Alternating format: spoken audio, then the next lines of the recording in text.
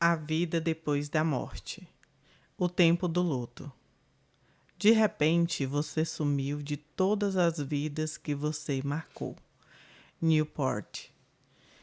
O que você viveu não é tão importante quanto pensar em como você viveu ou para que você viveu. Um dos aprendizados mais fortes nesse meu trabalho cuidando de pessoas em sua terminalidade é justamente não responder a um porquê, mas a um para quê. O porquê evoca os motivos passados e o para quê nos lança para o futuro. Para que vivemos isso? Passar por uma perda pode nos dar a percepção do tamanho do amor que fomos capazes de sentir por alguém, de como essa pessoa pode ter sido generosa ao esperar ao nosso tempo de aceitar a morte dela. Na experiência da perda, é possível que finalmente entendamos quem é Deus para nós, o que é sagrado para nós. Poderemos, enfim, saber se entendíamos a espiritualidade como algo sob nosso comando ou como algo a que nos entregamos submissamente. As perdas que vivemos, especialmente a morte de alguém que muito amado, podem ter um para quê, mas talvez demore um bom tempo até que a resposta chegue clara. Já o porquê nunca terá uma resposta satisfatória, ainda que dediquemos a vida a buscá-la. Qualquer resposta que se dê a essa pergunta é sempre pequena demais diante da grandeza da experiência do luto. Não farei aqui uma nova edição de tudo o que já foi escrito sobre o luto. Tentarei apresentar uma nova perspectiva sobre a experiência humana, tão complexa e absoluta que é perder alguém muito importante. A primeira coisa a dizer é que a pessoa que morre não leva consigo a história de vida que compartilhou com aqueles que conviveram com ela e para quem se tornou importante ao longo de sua vida. Não. Não existe a possibilidade de haver uma morte absoluta, de desintegração de todas as dimensões de um ser humano cuja existência teve algum sentido na vida de outros seres humanos. Quando a morte acontece, ela só diz respeito ao corpo físico. Meu pai morreu, mas continua sendo meu pai. Tudo o que me ensinou, tudo o que me disse, tudo o que vivemos juntos continua vivo em mim. As duas únicas verdades com que preciso aprender a lidar a partir da morte dele são estas. Primeiro, que ele se tornou invisível. Segundo, que não teremos um futuro compartilhado na nossa relação. Haverá momentos em que pensarei nele, sentirei muita saudade e refletirei sobre os conselhos que me daria diante de dilemas que ainda virão. Mas, a depender de como eu decidir viver meu luto por sua morte, saberei encontrá-lo dentro de mim nessas experiências que ainda me aguardam. O processo de luto se inicia com a morte de alguém que tem grande importância na nossa vida. Nem sempre o vínculo importante é feito só de amor. E quanto mais estiver contaminado de sentimentos complexos, como medo, ódio, mágoa ou culpa, mais difícil será enfrentar o processo. Quando o vínculo rompido era feito de amor genuíno, então temos muita dor. Mas, ao mesmo tempo, esse amor vai nos levar pelo caminho mais breve em relação ao alívio. A dor do luto é proporcional à intensidade do amor vivido na relação que foi rompida pela morte. Mas também é por meio desse amor que conseguiremos nos reconstruir. Quando cuido de um familiar enlutado, em grande sofrimento, busco deixar clara a importância da decisão de valorizar o legado do ente querido. Se aquela pessoa trouxe amor, alegria, paz, crescimento, força e sentido de vida, então não é justo que tudo isso seja enterrado junto com um corpo doente. É por meio dessa percepção de valor da relação que o enlutado vai emergindo de sua dor. Tecnicamente falando, luto é o processo que sucede o rompimento de um vínculo significativo. A experiência de perder alguém importante tira de nós a percepção que cultivamos sobre a estabilidade, sobre a segurança do nosso mundo presumido, sobre nossa ilusão de controle. Quando perdemos definitivamente a conexão com alguém importante, alguém que para a nossa vida representou um parâmetro de nós mesmos, é como se nos privássemos da capacidade de reconhecer a nós mesmos. Ao longo da vida, não recebemos nenhum tipo de educação para sermos quem somos. Quando crianças, expressamos a verdade sobre nós e sobre o que sentimos e pensamos. Mas muitas vezes nossa família, nossa escola e nossa vida em sociedade fazem com que tenhamos vergonha de nossa identidade. Então precisamos da percepção dos outros para construir nossa expressão do mundo, adequada às expectativas dos que nos cercam e às expectativas que criamos dentro de nós mesmos. Ou, pelo menos, tentamos ser quem o mundo à nossa volta gostaria que fôssemos. A maior parte de nós é o que os outros fazem de nós. Somos esculpidos com base na percepção do outro. O que mais fará falta na morte de alguém importante é o olhar dessa pessoa sobre nós, pois precisamos do outro como referência de quem somos. Se a pessoa que eu amo não existe mais, como posso ser quem sou? Se preciso do outro para pensar sobre o mundo e o outro não existe mais, como será o mundo sem ele? Quando morre uma pessoa amada e importante, é como se fôssemos levados até a estrada de uma caverna. No dia da morte, entramos na caverna, e a saída não é pela mesma abertura por onde entramos, pois não encontraremos a mesma vida que tínhamos antes. A vida será conhecida a partir da perda, nunca será a mesma de quando a pessoa amada estava viva. Para sair dessa caverna do luto, é preciso cavar a própria saída. Por isso dizemos que existe um trabalho, algo ativo, construído, em direção a uma nova vida. Cavar a saída da caverna do luto demanda ação, força e esforço. E as pessoas enlutadas sentem um cansaço intenso, existencial e físico. Não é possível convocar alguém para entrar conosco nessa caverna e cavar a saída para nós.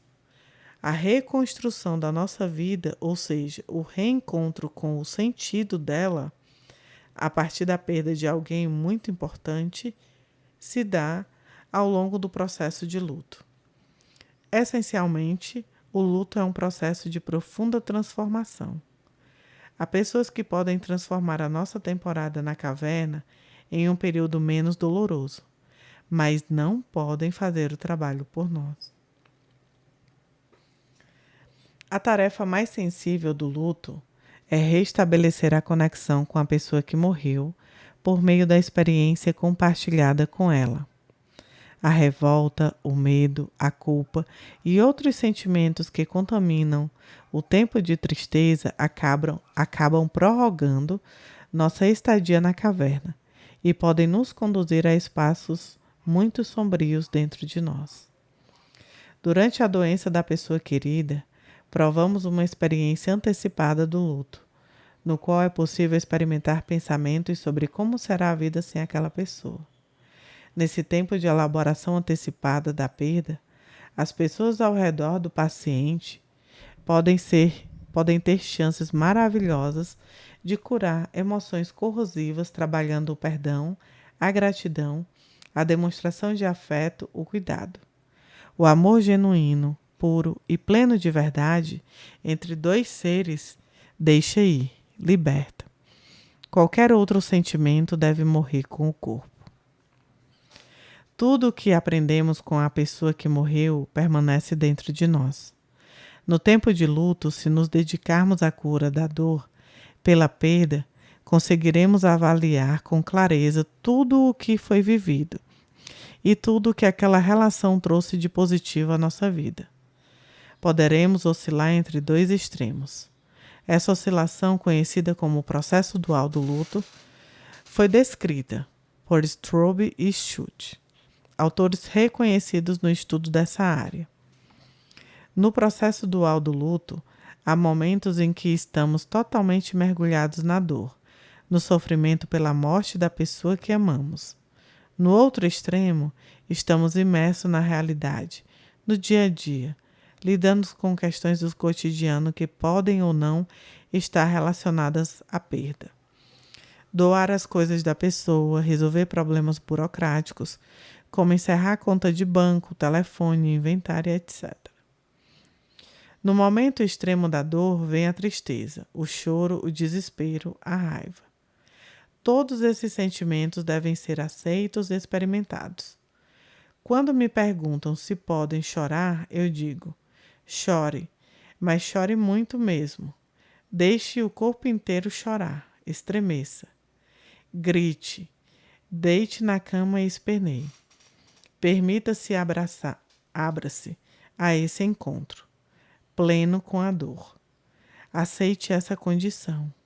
E é mágico como a dor passa quando aceitamos sua presença. Olhemos para a dor de frente, pois ela tem nome e sobrenome.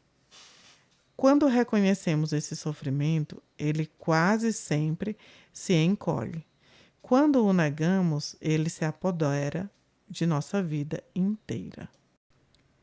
Não existe nada de errado em ficar triste, pois a tristeza é uma experiência necessária para todo o processo de luto saudável.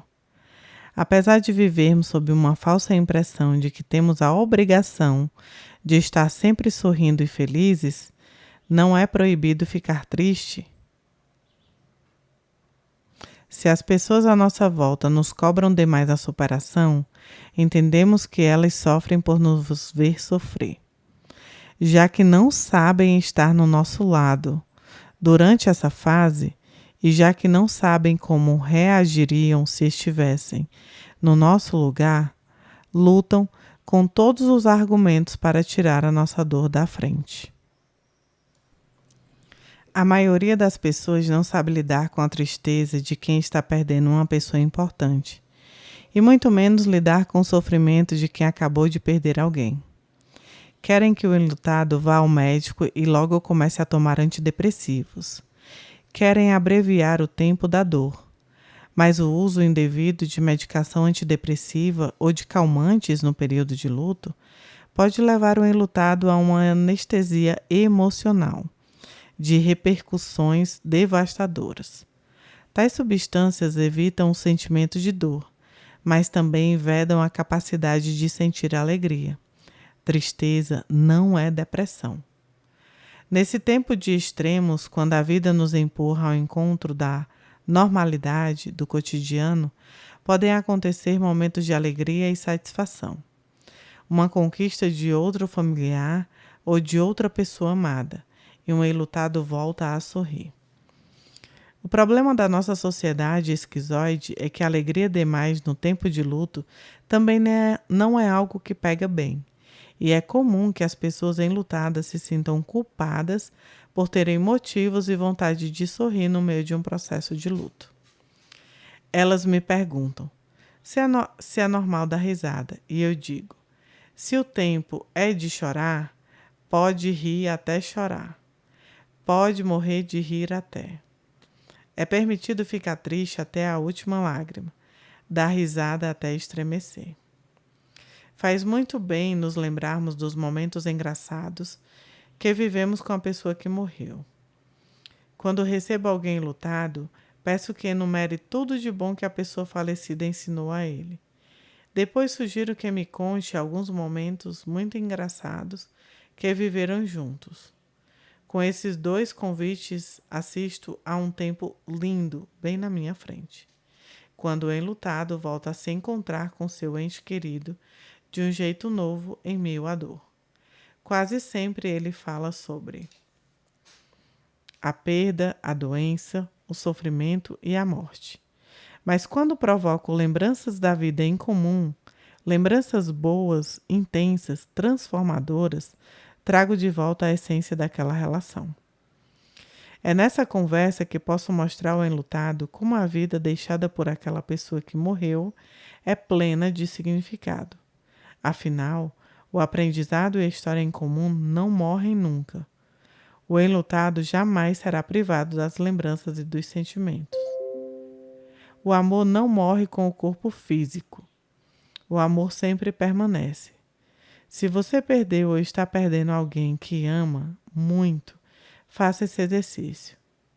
Enumere o que aprendeu e em seguida relembre dias muito engraçados com aquela pessoa. Medite sobre as risadas altas que essas lembranças desencadearão. As lágrimas que você vai verter nesse processo aliviarão muito a sua dor. As lágrimas são feridas de água salgada. São feitas de água salgada, como o mar. Chorar essa emoção é como tomar banho de mar de dentro para fora. Tudo pode morrer, exceto o amor. Só o amor merece a imortalidade dentro de nós.